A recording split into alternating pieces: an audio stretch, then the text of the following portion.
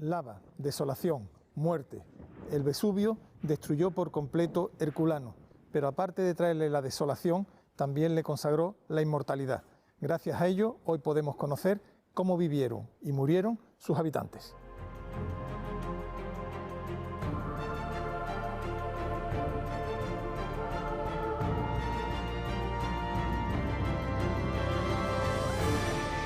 Arqueomanía. Herculano se excavó mediante túneles como en el que me encuentro en este momento. El túnel llega al nivel de los mosaicos del suelo y avanza sobre ellos. Me figuro la emoción que sentirían esos arqueólogos cuando al avanzar descubrieran una escultura, una mesa puesta o a lo mejor, o desgraciadamente, un muerto, alguien que quedó sorprendido para siempre por este manto de lava que todo lo cubrió.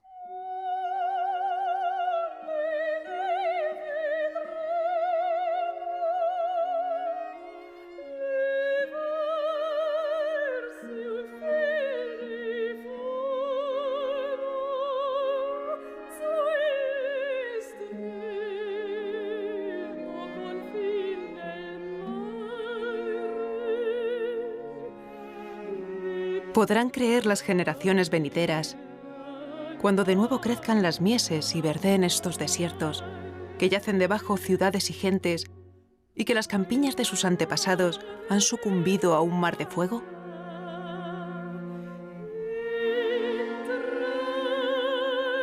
Papinio Estacio.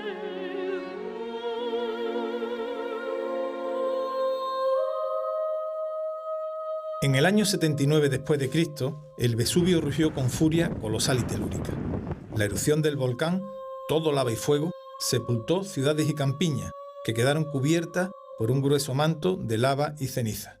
Además de Pompeya, otras ciudades del Golfo de Nápoles, como la hermosa Herculano, también desaparecieron bajo el nuevo paisaje. Mucho tiempo después, la arqueología las sacaría a la luz de nuevo. La gran tragedia de aquel fatídico año 79 quedó registrada para la historia gracias a una carta de Plinio el Joven a Tácito, que narra los esfuerzos de rescate de su tío Plinio el Viejo, almirante de la flota romana de Miseno. El cofre de lava y ceniza custodió intactos durante mucho tiempo los secretos de Herculano y Pompeya, tan parecidas y tan diferentes.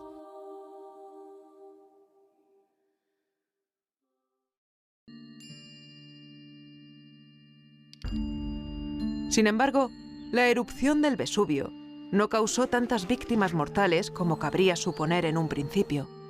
La arqueología demuestra que muchas casas y monumentos se encontraban deshabitadas, en fase de restauración, debido a una catástrofe anterior que afectó gravemente a la región. Cuando uno conoce la trágica historia de Herculano, piensa si se trata de la ciudad más hermosa, pero en el sitio equivocado, o es que una maldición pesa sobre ella, porque antes de la explosión del Vesubio, un grave terremoto destruyó parte de la ciudad también, ¿no? Esta es una zona volcánica, una zona donde ocurren muchos fenómenos. De hecho, en el 62 después de Cristo hubo un terremoto muy grave que había provocado muchos daños que se estaban aún reparando en el 79 después de Cristo. Pero aún antes se había iniciado un fenómeno de subsidencia, una especie de bradisismo, que subía y bajaba el nivel del mar y de la tierra. Este es un fenómeno que vemos de forma dramática en los campos flegreos, donde aún hoy sigue ocurriendo. Dove ancora oggi è attivo. Tácito o Séneca escribieron sobre el terremoto del año 62, dando profusión de detalles. Herculano quedó muy afectada. Se sabe que se perdieron esculturas y que se derrumbaron bastantes edificios. En Pompeya, en su foro, se documenta este hecho con claridad, así como en otros grandes edificios, tales como el anfiteatro o la gran palestra. Eso nos deja ante un escenario durante la erupción que muestra dos ciudades en reconstrucción, en rehabilitación. Eso supuso que muchas de sus casas no estuvieran habitadas, reduciendo así el número de víctimas de la erupción. Herculano era una ciudad pequeña dentro del imperio. Con unas 7 hectáreas de superficie, distaba mucho de las 77 que Pompeya alcanzó durante su apogeo. Pero Herculano, gracias a su ubicación en el centro del Golfo de Nápoles, era frecuentada por personajes muy importantes, incluso relacionados con Julio César. Su población se calcula en unos 4.000 habitantes, de los cuales 1.200 eran ciudadanos de pleno derecho. El resto, en su mayoría, serían esclavos con casi total seguridad. Una pregunta flota en el aire. Si la ciudad había sufrido terremotos catastróficos, el último hacía solo 3 lustros, ¿cómo es posible que los habitantes de Herculano no tomaran precauciones ante una inminente erupción del Vesubio? Me figuro entonces una ciudad rica, con palacios, con gente poderosa, muy culta, y le sobrevino la gran tragedia. ¿Por qué no le dio tiempo a huir? ¿Por qué la lava los aplastó? ¿Por qué no se fueron antes? En realidad, un po' di tempo lo ebbero. En realidad, un poco de tiempo lo estuvieron. El problema es que no entendieron lo que estaba sucediendo. Durante siglos se había perdido la memoria de que el Vesubio fuese un volcán. Para ellos era una montaña. Empieza la tragedia sobre la 1 de la tarde. Hoy creemos que era el 24 de octubre del 79 después de Cristo. Desde la 1 de la tarde hasta la noche del día siguiente, el volcán explota y manda el gas y una serie de materiales hasta la estratosfera. Empiezan a llover rocas y las personas empiezan a comprender que en ese momento hay algo que no funciona bien. En Herculano, las rocas que caen son muy pocas, por lo que una parte de la población consigue huir, probablemente. Otra parte de la población se encuentra en la antigua playa, pero en la playa estaban esperando una misión de rescate que el general de la flota, Plinio el Viejo, había enviado. A la 1 de la mañana llega el flujo piroclástico y 300 personas que estaban esperando refugiadas en la playa se quedan atrapadas para siempre en ese fango en ebullición. Fue una gran tragedia que sucedió muy rápidamente, ahorrando así sufrimiento a sus habitantes. En Herculano no se aprecia un dolor como el visto en Pompeya. En Pompeya vemos los calcos, no de las personas muertas. Vemos que tienen las manos sobre la boca para poder respirar. Sin embargo, aquí en Herculano, las personas estaban tranquilas, estaban durmiendo. Era la 1 de la mañana. Hemos encontrado las lucernas que servían para tener un poco de luz. Estaban los niños durmiendo acostados, estaban abrazados, tenían los biberones para beber agua. Estaban bastante tranquilos y esta tragedia les cogió probablemente en un momento de reposo.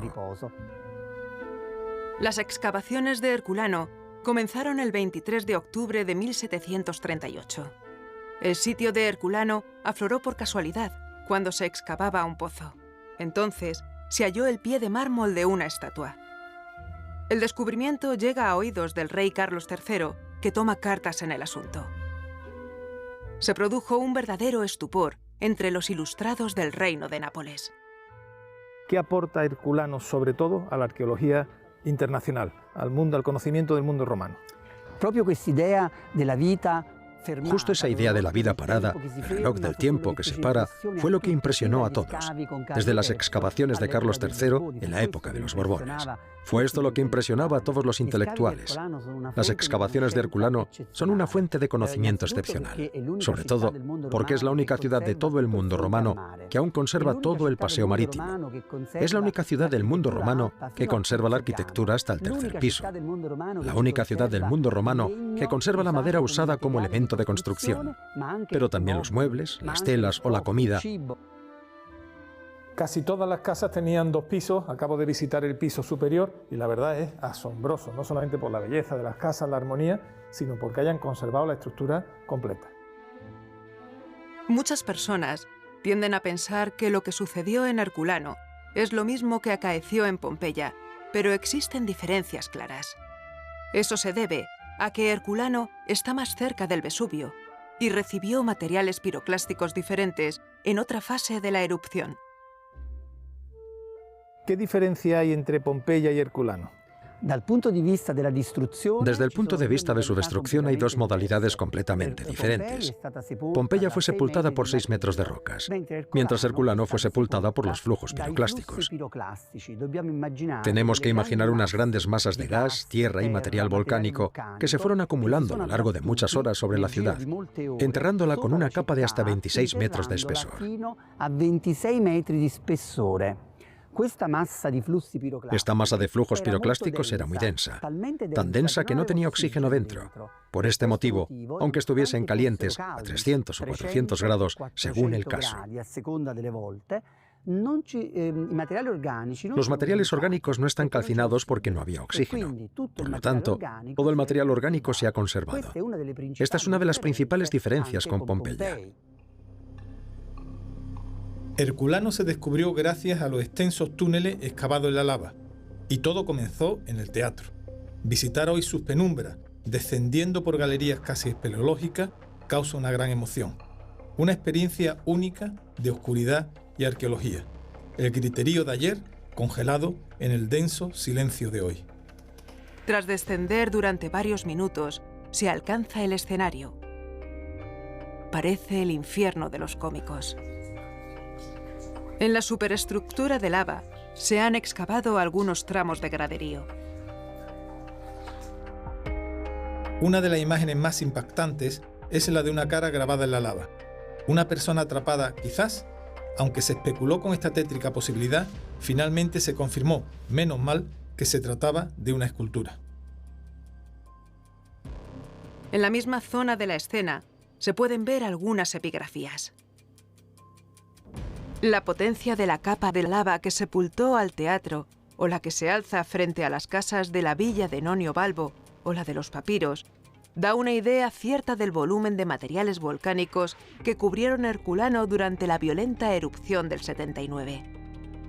Pero esa capa de piroclastos y olvido permitió la excepcional conservación de la ciudad y que hoy en día podamos acercarnos al estilo de vida de sus habitantes, empezando por los deportistas. En el mundo clásico, como ahora, existía un auténtico culto al cuerpo. Por eso toda ciudad que se preciara tenía pues un gimnasio o palestra para que sus habitantes pudieran ejercitarse y hacer cuerpo, hacer físico. Me encuentro en la palestra de Herculano, que es una palestra vinculada a una terma. Primero se hacía ejercicio, se entraba en calor y después se pasaba pues a los baños. Este es el prodigio que nos permite conocer cómo eran las saunas hace 2000 años. Que por cierto han cambiado muy poco de cómo son en la actualidad. Los usuarios llegaban, en esta zona se desnudaban, ahí se sentaban en esos polletes, dejaban la ropa en los estantes superiores y ya entraban propiamente en lo que es la sauna. En este ala estaría el frigidarium, o sea, la zona de agua fría, y a partir de esta puerta, pues la zona cálida. Accedo a la zona templada, al tepidarium, donde se encuentra, por cierto, un magnífico mosaico de Afrodita, la mujer de Neptuno, con esos 4 delfines que hacen alusión a la humedad, al agua. Y allí estaría finalmente la zona cálida de calor, que es el caldarium. En Roma, el deporte al estilo griego, la gimnasia clásica, tenía un predicamento menor que la gladiatoria. Esta zona de Campania, al tener gran influencia helena, quizás tuvo un apego mayor al deporte clásico, lo que no evitó que con el tiempo los juegos gladiatorios ganaran peso y fama. Pompeya fue célebre por ello, llegando incluso a tener peleas de seguidores como los modernos hooligans. Herculano permaneció, por lo que se observa en el registro, más cerca del modelo griego y de sus gimnastas.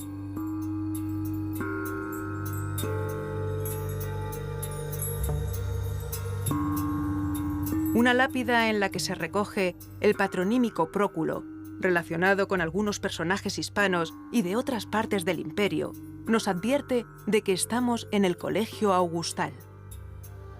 La sociedad de Roma era esclavista y algunos de estos esclavos lograban alcanzar la libertad. Una vía de promoción para estos libertos era convertirse en sacerdotes de Augusto, el que fuera primer emperador romano divinizado. En este colegio augustal, la política y la religión se darían la mano en pleno corazón de la ciudad. Ciudad de libertos y de patricios, Herculano muestra todavía un conjunto de casas muy bien conservadas. Las casas están perfectamente ordenadas en calles ortogonales. El tratamiento que se daba a las aguas, tanto a las pluviales como a las residuales, puede verse en las ciudades del Vesubio. El impluvium era un sistema de recogida de aguas situado en el centro del patio principal de las casas. Servía para recoger las aguas de lluvia y depositarlas en un aljibe. Las aguas residuales eran otra cuestión. El urbanismo y la ingeniería romana es sencillamente espectacular. Sus calles perfectamente alineadas, sus manzanas cuadradas, pero más allá de ese urbanismo destaca mucho la ingeniería. Por ejemplo, el sistema de aguas residuales.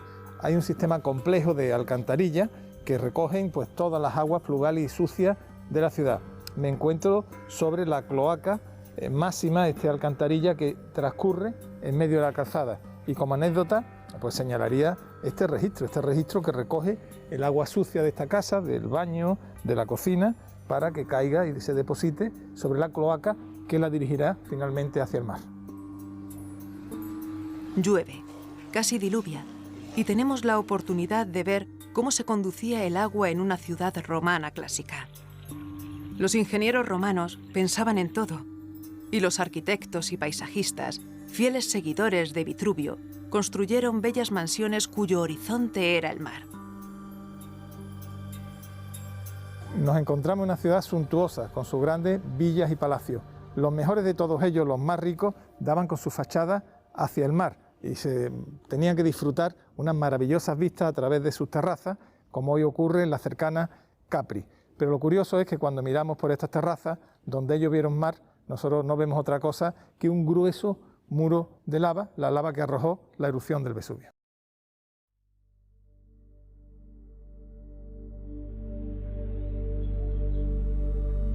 Para hacernos una idea del tipo de casa con vistas que había en Herculano antes de la erupción del Vesubio, podemos visitar el norte del Golfo de Nápoles. La antigua Vallas de Pozzuoli muestra estas grandes terrazas con vistas al mar. Situada en plenos Campos Flegreos, fue residencia de Adriano. De hecho, aquí puede verse una gran cúpula que fue modelo para la del Panteón.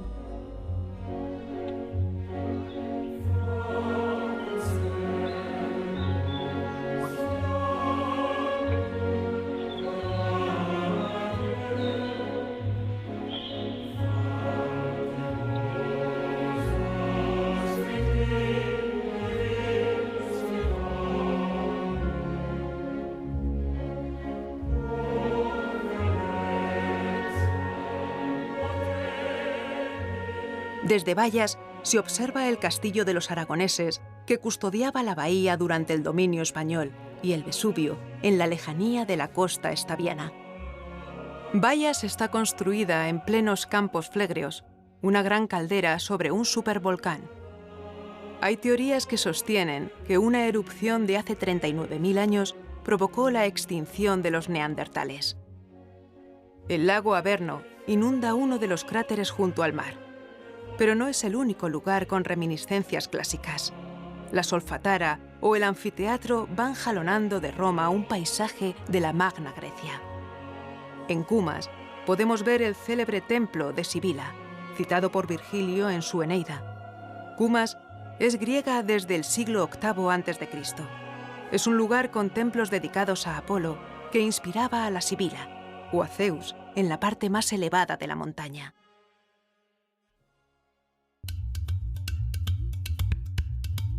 El mundo griego influyó culturalmente a Roma. Los motivos mitológicos de las pinturas de Herculano tienen esa inspiración. Las paredes de los ricos salones patricios se colmaban de estas pinturas.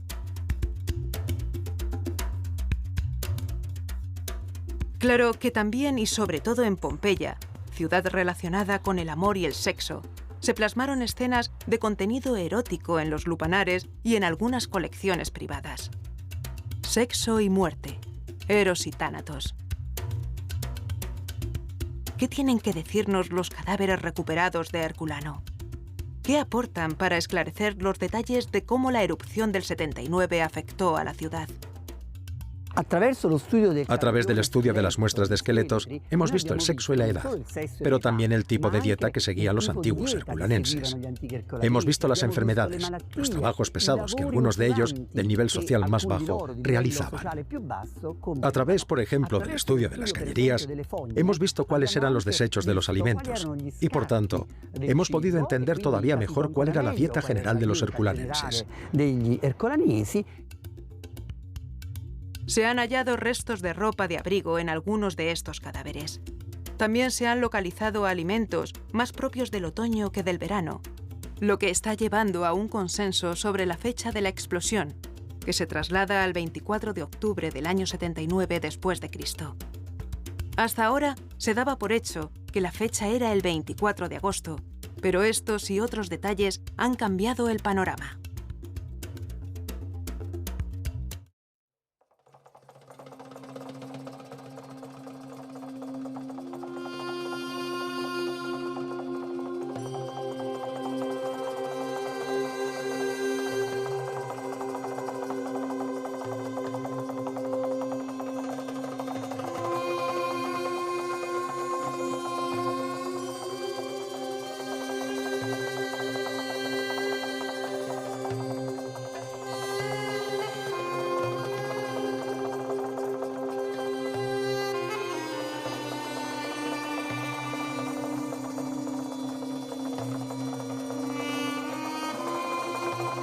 La presencia de españoles en la historia del descubrimiento de Pompeya y Herculano fue una realidad desde los principios de la investigación. Aunque en las ruinas de Herculano aún quedan muchas estatuas y frescos, la mayoría de ellas están en el Museo Arqueológico de Nápoles, que bien merece la pena conocer. Transitar por el Museo de Nápoles es hacerlo por el mismo origen de la museología europea.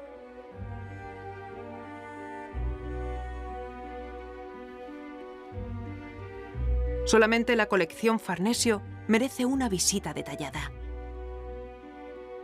¿Cuál es la historia del museo y cuál sería su relación con Pompeya y Herculano?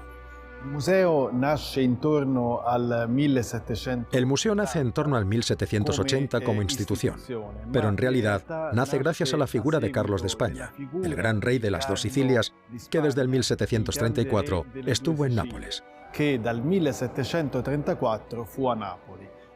Carlos trajo consigo la grandiosa colección de los Farnesio que se encontraba en Parma y en Roma, que él había heredado de su propia madre, y a continuación inició desde el 1738 las excavaciones de Herculano, y 10 años después las excavaciones de Pompeya. Agli scavi di Herculano e 10 anni dopo agli scavi di Pompei.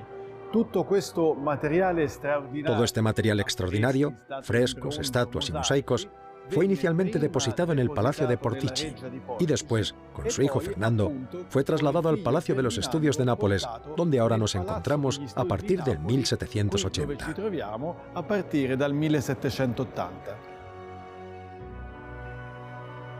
Probablemente lo que más llame la atención de los visitantes sea la colección pictórica. Hemos hablado de ella con una de sus conservadoras. ¿Qué técnicas utilizaban para hacerla? Usaban la técnica del fresco, o sea, la pared se preparaba mediante la creación de una serie de estratos de yeso. Y sobre el último estrato, cuando aún estaba húmedo, se trazaba el dibujo preparativo. Y luego, sucesivamente se extendían los colores.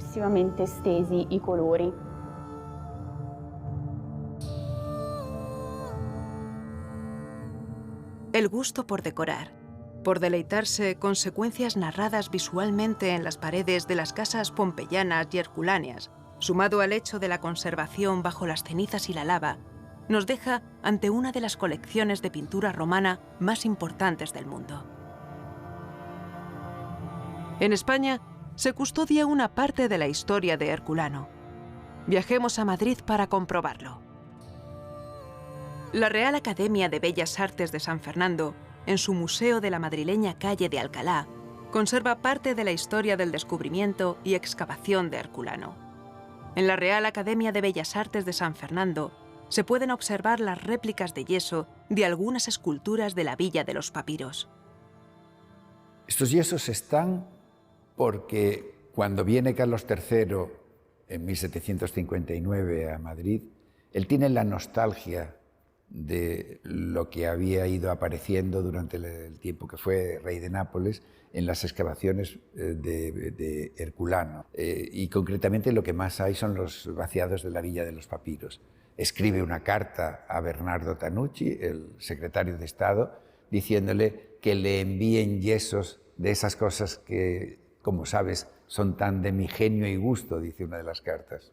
No quiso traer nada original. Carlos III deja el reino a su hijo íntegro, a su hijo Ferdinando, que luego va a ser Ferdinando IV. Le deja el reino y tenía el concepto de que sacar algo era empobrecer el reino que le transmitía a su hijo. Desde el primer momento el rey también quiso blindar los descubrimientos con la idea de publicarlos. Entonces, como no se estaban publicando las novedades sobre los descubrimientos, pues se estaban divulgando muchas ideas, a veces un poquito contradictorias, ¿no? Se dejaba visitar los restos, pero también con mucha cautela. Por ejemplo, los viajeros se quejaban de que no les dejaban detenerse mucho tiempo delante de los objetos para que no pudiesen memorizarlos, sencillamente, y después pudiesen dibujarlos, porque la idea era publicarlos, ¿no?, por parte de la corona, con la academia que habían creado para estudiarlos y publicarlos convenientemente.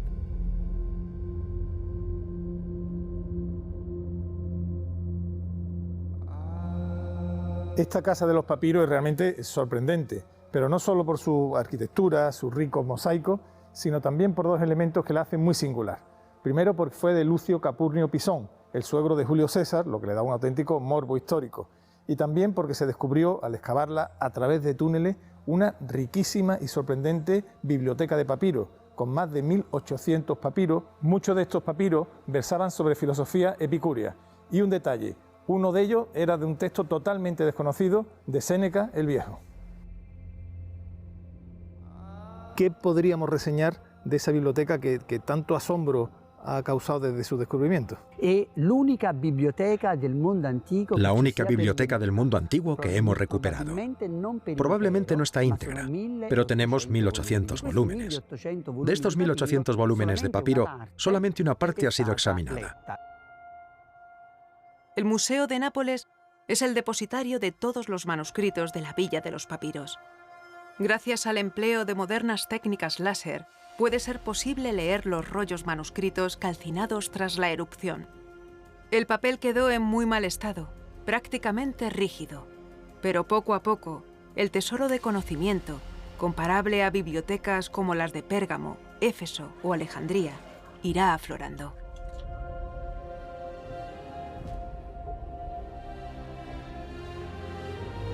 La Marina romana trató de ayudar a la desgraciada población de Herculano a través de una operación de rescate dirigida por Plinio, pero se encontró con dificultades insalvables. La línea de costa se adentraría 400 metros hacia el mar y los buques sufrieron el bombardeo de materiales piroclásticos y la flama de las nubes ardientes. Vulcano había arrasado a sus hijos del Golfo de Nápoles. ¿Qué impacto tuvo en el imperio? ¿Cómo reaccionó el emperador Tito? Tomó medidas especiales. Y nosotros sabemos, por ejemplo, que en Pompeya se recuperaron estatuas de escritos oficiales porque eran muy importantes.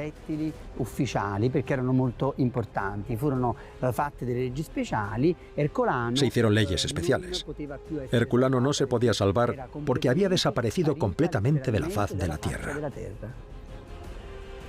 Los romanos del siglo I vieron cómo desaparecieron, en un momento, ciudades grandes y pequeñas, miles de personas y su patrimonio. La conmoción generada fue honda y duradera. Herculano, la hermosa, agonizaba bajo la lava. Sus últimos supervivientes corrieron hasta la orilla del mar, donde me encuentro en este momento, para intentar salvar su vida. No lo consiguieron. Murieron bajo el efecto de los gases y del calor. Después quedarían sepultados bajo la lava.